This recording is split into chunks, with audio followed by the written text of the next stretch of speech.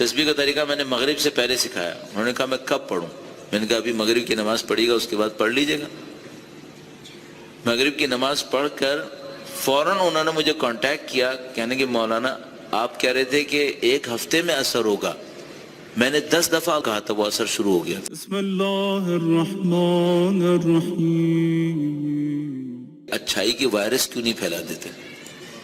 اچھائی کی وائرس پھیلاؤ. تو یہ تسبیح پڑھنے کا ایک طریقہ میں آپ کی خدمت میں عرض کرنا چاہ رہا ہوں. بہت دفعہ عرض کرتا ہوں مختلف جگہوں کے اوپر. اچھا یہ میں آپ کو مطمئن ہو کے کہہ رہا ہوں، گارنٹی سے کہہ رہا ہوں کہ اگر آپ نے عمل کیا تو اثر بہت ہے. یہ صرف پاکستان میں نہیں ہوا ہے، پوری دنیا میں جہاں کہیں بھی ہمارے کئی لوگ لیکچر وغیرہ سنتے ہیں، انہوں نے بتایا کہ ہاں اثر ہوتا ہے. اور یہ میں آپ کو اپنے تجربے سے بتا رہا ہوں کہ میں جب بھی اس طریقے کے اوپر عمل کرتا ہوں فوراً اس کے اثر کو اپنے اندر احساس کرتا ہوں. صحیح؟ تو میں آپ کی خدمت میں وہ طریقہ عرض کروں گا. یہ وہ اچھائی کا وائرس ہے جو میں یہاں پہ چھوڑنا چاہ رہا ہوں. ٹھیک ہے؟ تاکہ یہ آپ کے ساتھ رہے، اور اگر 1 سال تک آپ نے اس کے اوپر پریکٹس کر لیا نا، تو میں آپ کو گارنٹی سے کہہ رہا ہوں کہ آپ کی اسپرچویلٹی کہیں سے کہیں پہنچ جائے گی، آپ کی معنویت کہیں سے کہیں پہنچ جائے گی انشاءاللہ. درود بھیجیے گا محمد و آل محمد.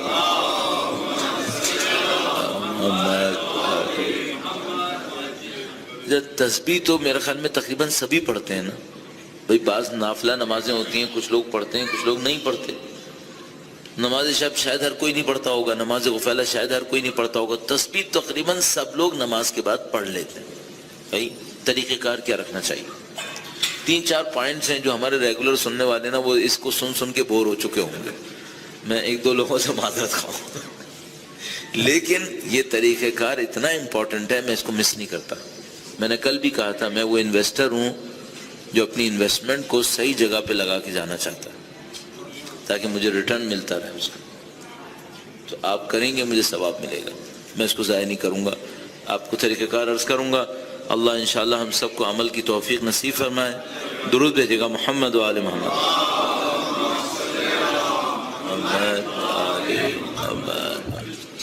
پہلا کام یہ کیجئے گا، تسبیح پڑھنے میں تھوڑا سا ٹھہر کے پڑھیں. تھوڑا سا ٹھہر کے. جب زمانے میں بہت زیادہ سینسیٹیو تھا تو میں نے اس کا اندازہ لگایا تھا کہ یہ لوگ تسبیح کتنی دیر میں پڑھتے ہیں. آپ خود کبھی اپنے آپ سے پوچھ لیجئے گا. میں ایسے ہی بتا دیتا ہوں، میری جنرل ایویلویشن یہ تھی کہ لوگ 20 سیکنڈ میں تسبیح پڑھتے ہیں، 20 سے 25 سیکنڈ میں. اچھا اب یہ جو تسبیح ہے اس میں الفاظ کتنے ہیں؟ مثلا اللہ اکبر 2 لفظ، صحیح؟ 34 دفعہ اللہ اکبر ہے تو 68 تو یہی ہو گئے. پھر 33 ٹائمز الحمدللہ، 33 ٹائمز سبحان اللہ، سب میں 2 لفظ ہیں. یہ کل ملا کر 200 ورڈز بنتے ہیں، 200 الفاظ. صحیح؟ اگر کوئی انسان اس کو 20 سیکنڈ میں پڑھ رہا ہے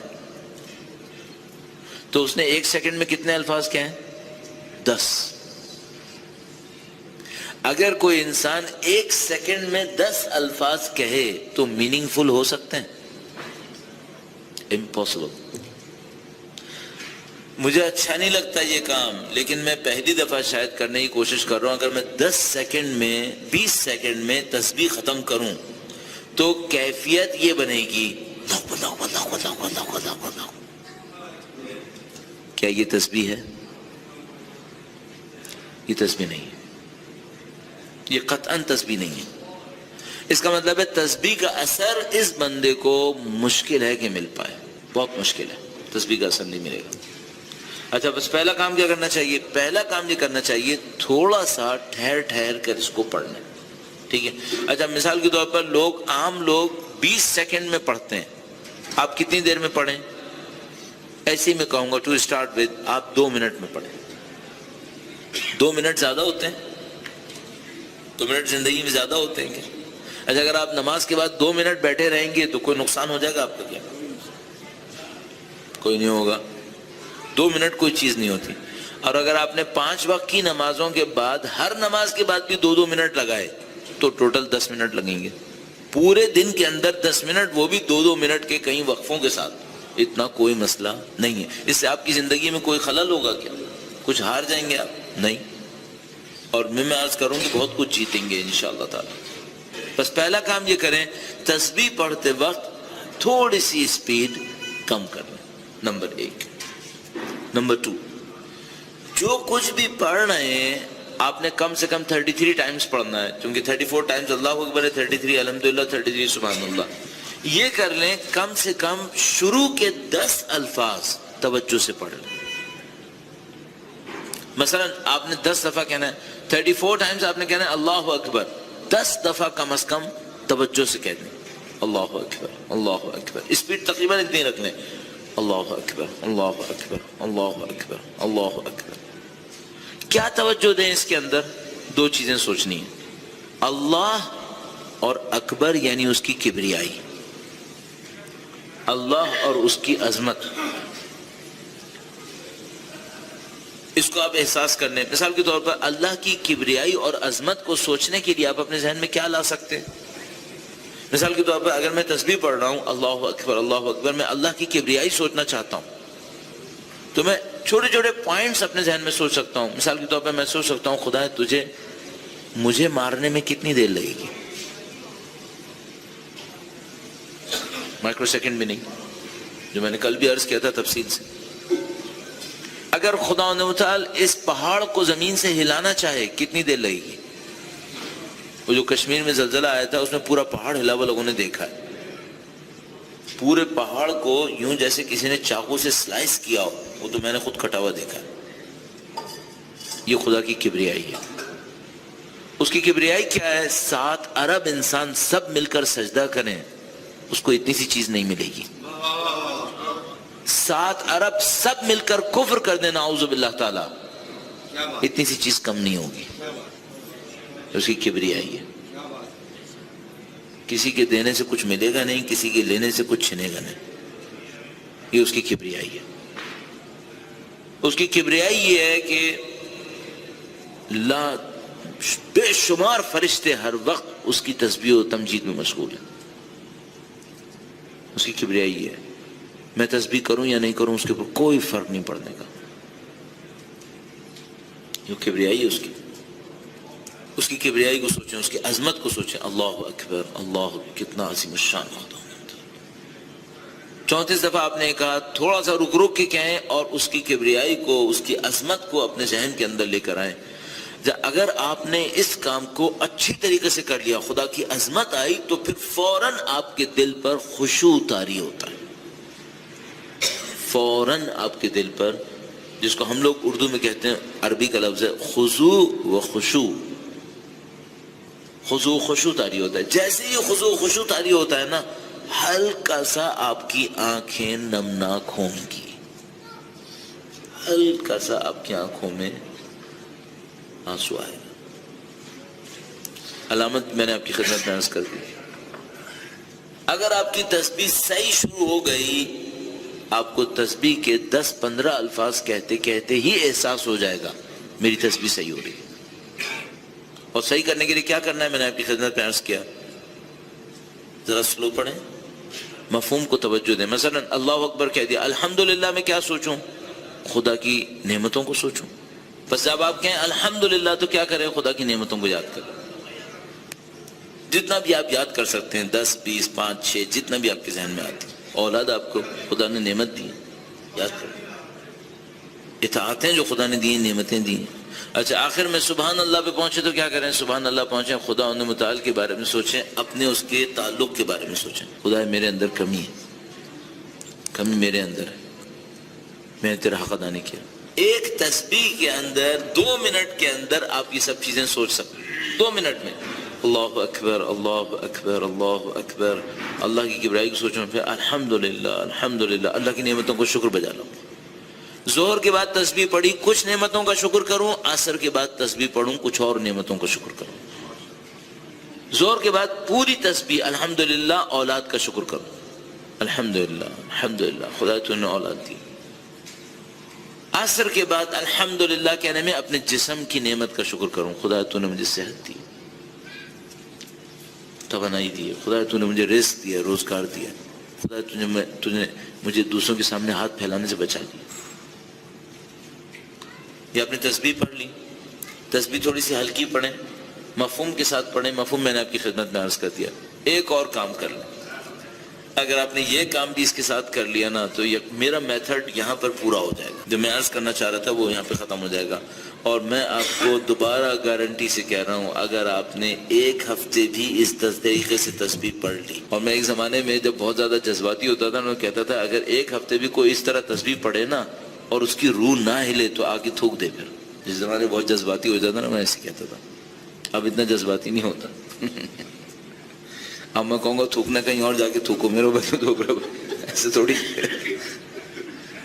اب کام کرو، تسبیح پڑھو۔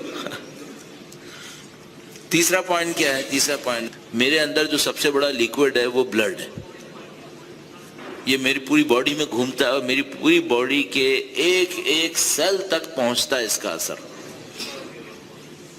پھر میں نے ایک اور کام سوچا، اور پتہ نہیں دماغ میں کہاں سے یہ بات آ گئی، میرے دماغ میں یہ بات آئی کہ جو میں تسبیح پڑھ رہا ہوں اگر میں یہ سوچ کر پڑھوں کہ میرا دل جو پمپنگ اسٹیشن ہے یہ تسبیح پڑھ رہا ہے، صحیح ہے؟ اب مثال کے طور پہ میں نے کہنا ہے اللہ اکبر اللہ اکبر، تو میں کیا سوچوں؟ زبان سے ادا کروں گا لیکن میں سوچوں گا کیا؟ جیسے یہ جو میرا دل ہے نا، یہ جو دھڑک رہا ہے یہ کہہ رہا ہے اللہ اکبر اللہ اکبر اللہ اکبر، صحیح ہے؟ تو یہ جو اللہ اکبر اس کا اثر خون پہ آئے گا یا نہیں آئے گا؟ آئے گا۔ پھر وہ خون جسم میں کہاں کہاں تک پہنچے گا؟ ہر جگہ، باڈی کے ہر سیل تک پہنچے گا۔ اس کا مطلب کیا ہوگا؟ ذکر خدا میرے جسم کے ذرے ذرے تک پہنچے گا۔ ہم نے جو تسبیح پڑھنے کا طریقہ کار بتایا اس میں 2-3 حصے ہو گئے۔ نمبر 1، آہستہ پڑھیں، اسپیڈ کم کریں۔ نمبر 2، میننگز کے اوپر کچھ توجہ دیں۔